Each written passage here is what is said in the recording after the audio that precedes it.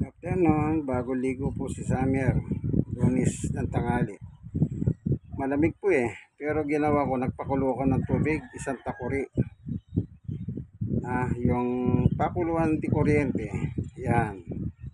Kaya bago ligo siya ngayon, ayun, kumakain siya. Ng ausi. Na binabad po kaninang umaga pa yan. Binababad ko po bago ipakain sa kanya. Yan ano. Kasi po yun ang maganda raw, ibabad mo na yan para matanggal yung medyo mahalat.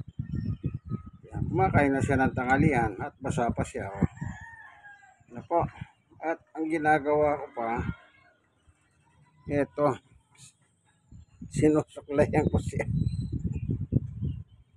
Suklay niya. Stainless.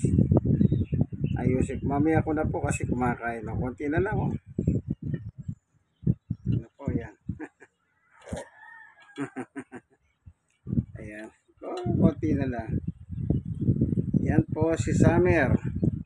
Nanangalihan na siya. Yan. Wala na. Tapos na. Sanggutin na lang. Ayun. Ubus lahat. Ubus. Ubus po. No? Ayan. Patutulogin ko na. Natutuwa po ako sa aso. Alos kalahating araw natutulog na lang siya. Kagigising kaya pinaliguan ko. Kaya po hanggang dito na lang po. Ayan, nagkikis-kis. Ito Summer. Yung ano, yung damit mong pampunas, diyan kang kumiskis ng kumiskis. Ayan.